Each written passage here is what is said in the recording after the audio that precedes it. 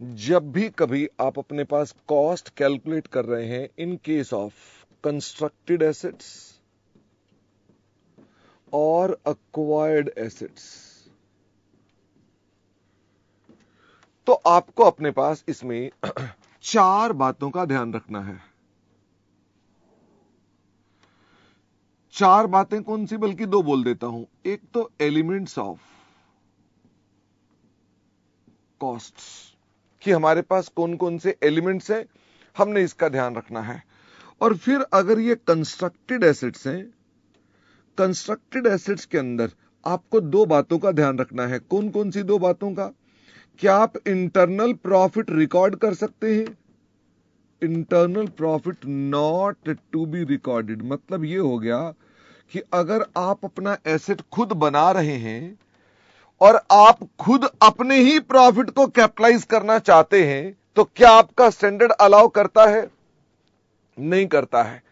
क्या इसका एक आधा सवाल देखा था हमने, जिसमें 49,500 रुपीज के ऊपर उसने कहा था हमने कोई सर्विसेज अपने ही डिपार्टमेंट से ली है जिसकी वैल्यू कॉस्ट में 45,000 है, तो आपने कितना कैपिटलाइज किया था? आपने 45,000 कैपिटलाइज किया था। सौरभ ने कहा क्वेश्चन 39 था वो। इसके अलावा क्या अकाउंटिंग स्टैंडर्ड 16 की बोरिंग कॉस्ट भी कैपिटलाइज हो सकती है? क्योंकि आप कंस्ट्रक्ट कर रहे हैं तो मे बी वो क्वालिफाइंग एसेट हो। फटाफट से बताओ। May be, I am not sure, but वो भी आपके पास कंस्ट्रक्शन वाले केस में आता है। अच्छा, अगर मान लो कंस्ट्रक्शन ना हो रही हो तो वैसे फिर वो आता ही नहीं क्वालिफाइंग में, तो बात ही खत्म हो जाती है। इसके अलावा हम जब कोई एसेट के ऊपर बात करते हैं तो हमने कहा कि इनके अलावा जो रेलेवेंट बातें हैं वो क्या हैं? There are 3 elements of cost. मुझे फटाफट से बताओ 3 एलिमेंट्स कौन कौन से हैं? एक का नाम है परचेज प्राइस, दूसरे का नाम है डायरेक्टली एट्रीब्यूटेबल कॉस्ट, जिसे हम प्यार से क्या बोल देते हैं? जिसे हम डीएसी बोल देते हैं। और तीसरा है cost not considered as DAC by AS10। क्या AS10 ने आपको धोखे से बचने की लिस्ट दे रखी है कि भाई इनको कभी डीएसी में मत लाना? मुझे फटाफट से बताओ परचेज प्राइस क्या होता है? परचेज प्राइस है खरीद का भाव।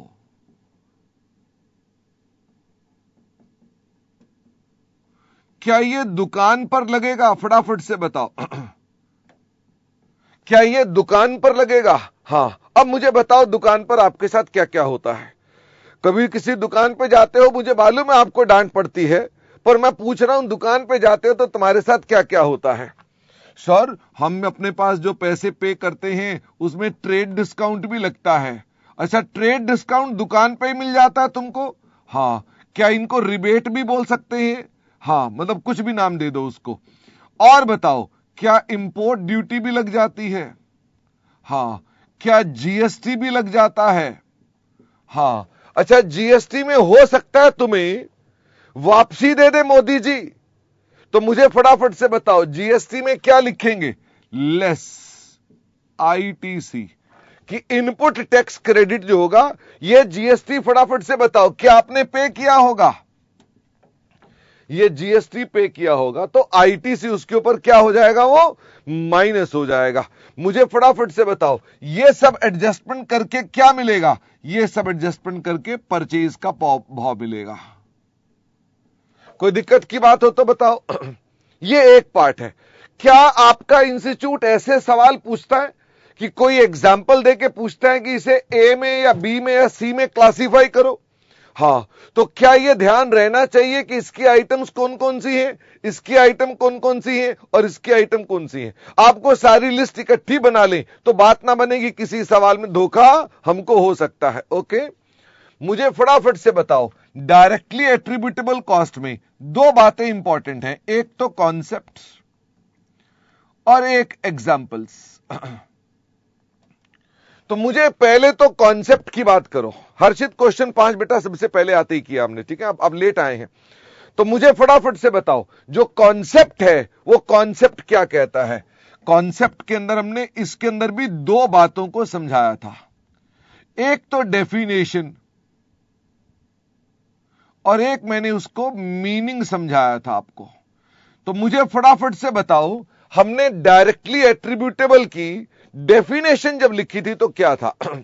हमने कहा था ये कौन सी कॉस्ट इनकर्ड है? Cost incurred to bring such assets to present condition and location necessary for operating in manner as intended by management।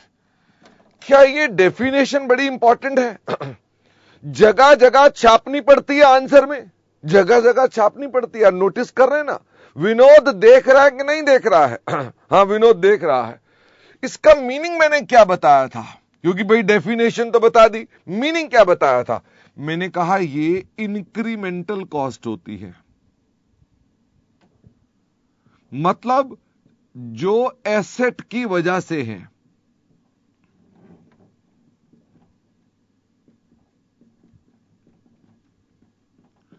और दूसरी बात मैंने कही थी, एंड ये अप टू कहां तक होती है? फटाफट से बताओ, ये अप टू कहां तक होती है? Up to dates of ready for use.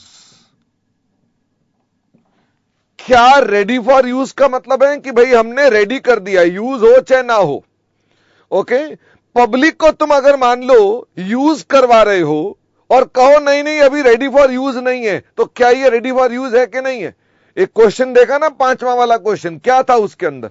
Public को तुम यूज करवा रहे हो अपने पार्क को और कह रहे हो अभी रेडी फॉर यूज नहीं है, it is not going to happen. Okay, तो वो कैपिटलाइज नहीं होता है।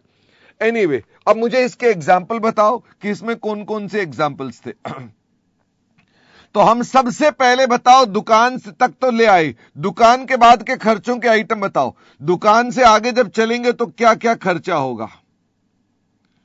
Freight, loading, unloading, handling, delivery expense. कोई दिक्कत तो नहीं? अब कुछ भी नाम लिखे, इंश्योरेंस, बच्चे ने लिखा insurance in transit.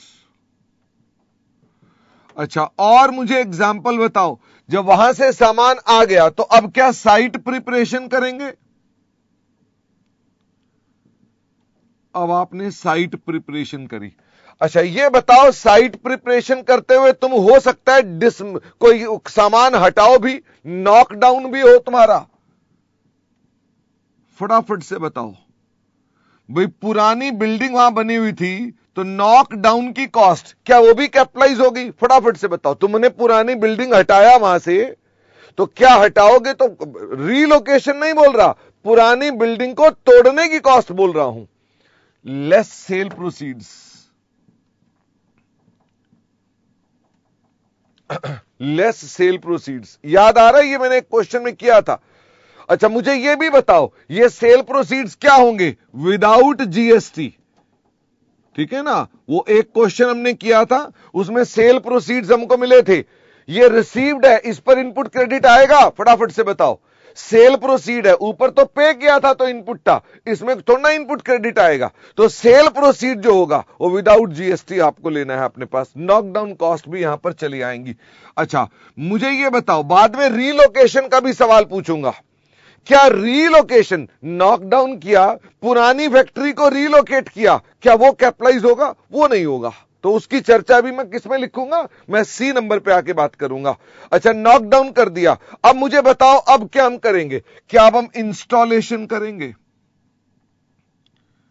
Installation expenses. मुझे बताओ, क्या हम कंसल्टेंट को या प्रोफेशनल को भी कोई चार्जेस दे सकते हैं? वो भी दे सकते हैं।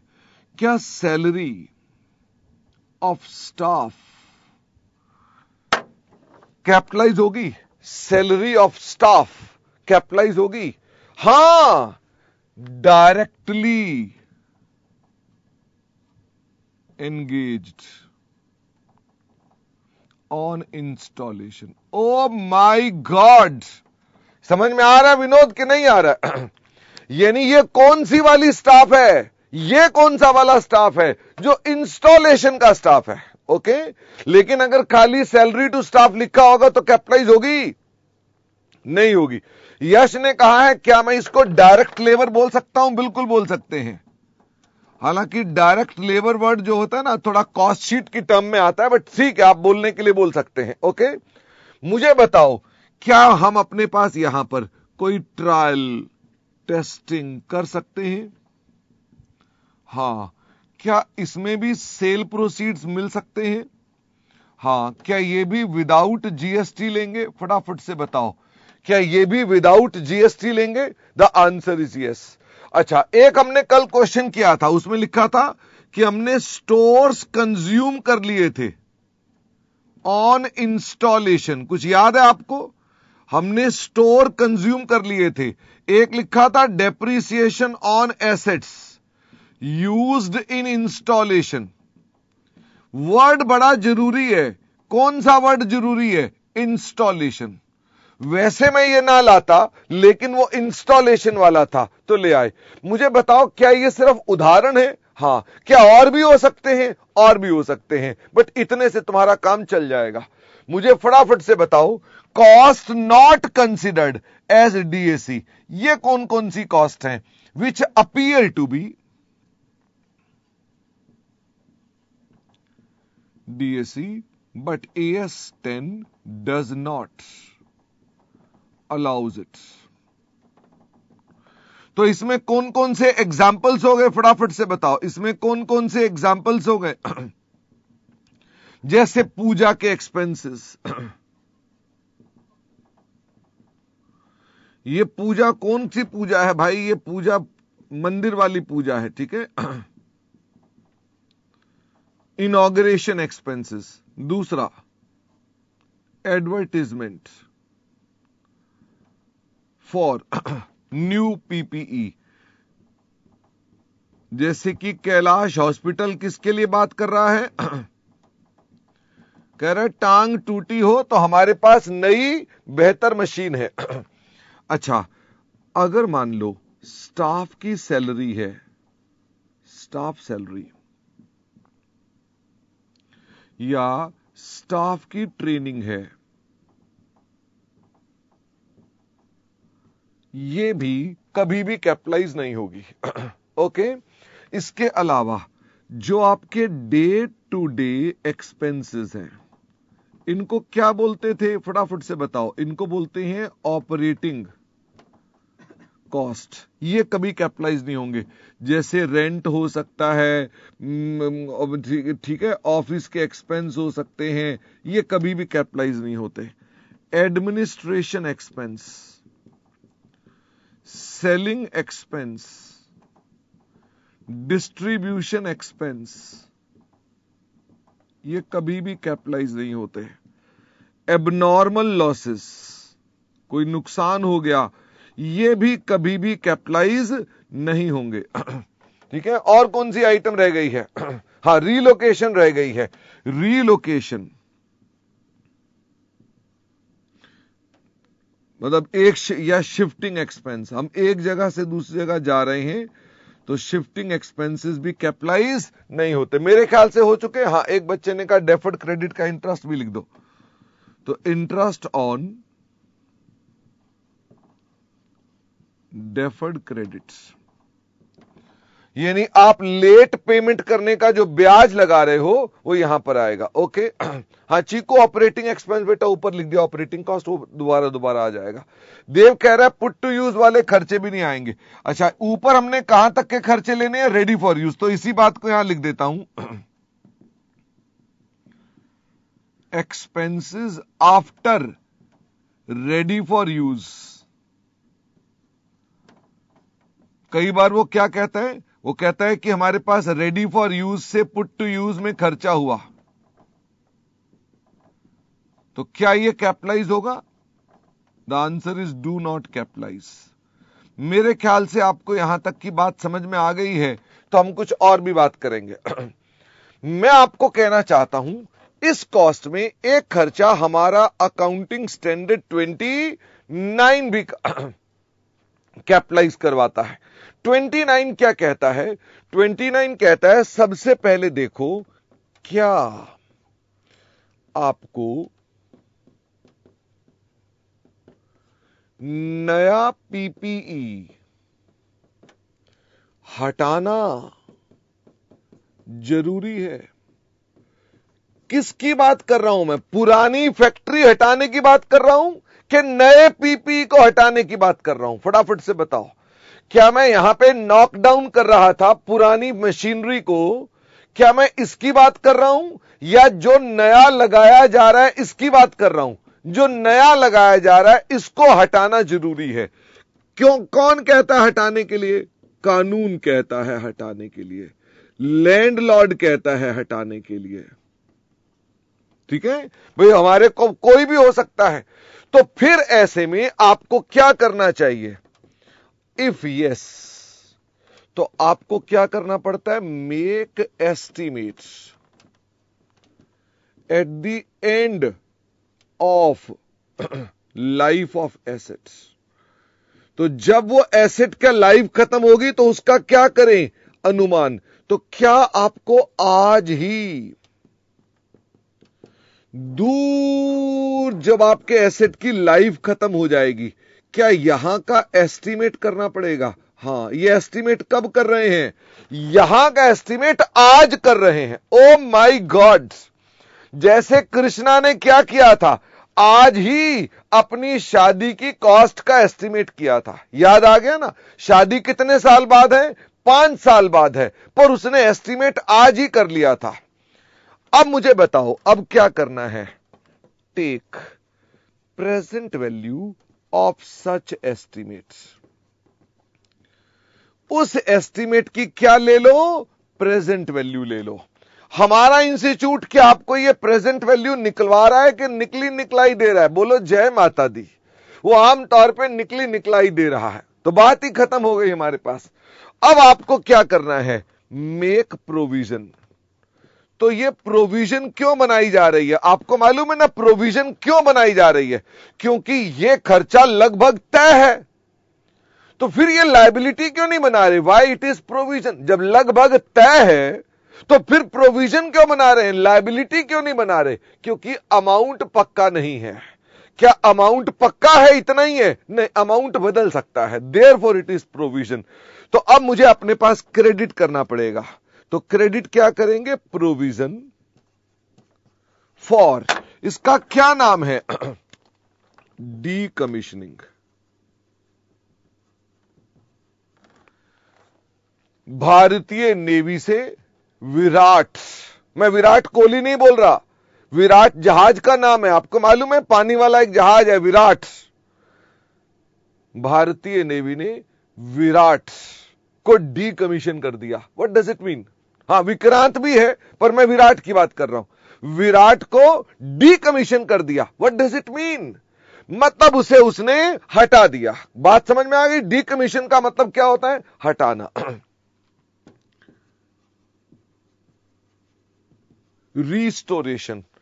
क्या भारत सरकार यह कहती है कि भाई सी बेड को रिस्टोर करना पड़ेगा? तो हटाना कुछ नहीं है, रिस्टोर करना है। क्या यह भी इसके अंदर कवर हो जाएगा?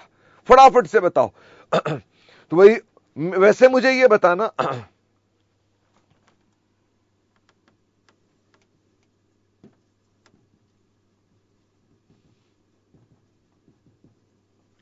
मैंने डीकमीशनिंग पे कौन सा एग्जाम्पल दिया था? मुझे स्टूडियो क्या करना पड़ेगा? हटाना होगा। रिस्टोरेशन पे कौन सा एग्जाम्पल दिया था? रिस्टोरेशन पे मैंने कौन सा एग्जाम्पल दिया था? सी बेड का, कि सी बेड को क्या वापस ठीक करना होगा? ऑयल रिग के केस में क्या सी रिग को वापस लाना होगा? And other liabilities. क्या हमारा AS 29 कहता है ऐसे और भी कुछ हो तो? क्या अदर्स भी बोल देता है? हां। कितना लंबा नाम है, सारे बच्चे खड़े होकर नमस्ते करो। Provision for decommissioning, restoration and other liability. क्या शॉर्ट में इसे ड्रॉल बोल सकते हैं? हा, बोलो क्या बात है, क्या बात है। अब मुझे ये बताओ, मेरी एक प्रॉब्लम आ गई, ये प्रोविजन का डेबिट भी तो जाएगा ना कहीं, इस प्रोविजन का डेबिट भी तो जाएगा ना कहीं। तो डेबिट कहां जाएगा? अक्कड़ बक्कड़ बम्बे बो 80 90 पूरे 100 पी पी पी ई या पी एंड एल। अक्कड़ बक्कड़ 90 100 में लगा धागा, चोर निकल के भागा, पी एंड एल में जाएगा, पी एंड एल में जाएगा। The answer is no. ये कहां जाएगा? पीपी में जाएगा। कौन कहता है, फटाफट से बताओ कौन कहता है? ये एएस 10 कहता है कि एएस 29 वाली प्रोविजन को भी तुम्हें कैपिटलाइज करना होगा। ओ माय गॉड, क्या आपको समझ में आ गई? ये आया कहां से है? 29 में से, और 10 में जाकर ऐड हो जाएगा। ठीक है, तो मुझे वैसे बताओ, क्या इसकी कॉस्ट में कई जगह से इंपोर्टेड कॉस्ट भी आ रही हैं? फटाफट से बताओ। कई जगह से इंपोर्टेड कॉस्ट भी आ रही हैं। एएस 29 से भी आ रही है, एएस 16 से भी आ रही है, एएस 11 से भी आ रही है। ओके, तो there are some imported cost. Imported मतलब कुछ और स्टैंडर्ड से। अमन कह रहा है 12 से भी आ रही है। 12 वाले को हम अलग बोलते हैं, वो इसके अंदर इंक्लूड नहीं करते हैं। बाकी ठीक है, आप लिखना चाहें तो लिख सकते हैं। आर्यन कह रहा है 29वें का कोई क्वेश्चन बुक में है। आपने 29वें का 1-2 क्वेश्चन घर पे किए थे, बट आर्यन तुम भूल गए हो। क्या आपके सवालों में यह पॉइंट आया था? एस्टिमेटेड डिसमेंटलिंग कॉस्ट्स, तो क्या आपने इसे कैपिटलाइज किया था? The answer is yes. Okay, तो ये आपने ऑलरेडी कवर कर रखा है। तो मैंने कहा ये हमारी बेसिकली क्या कहलाती है? This is considered to be cost. तो हमारी कॉस्ट की चर्चा जो कि बड़ी गहरी थी, वो समाप्त हुई, और मैं इस वीडियो को भी बंद कर रहा हूं।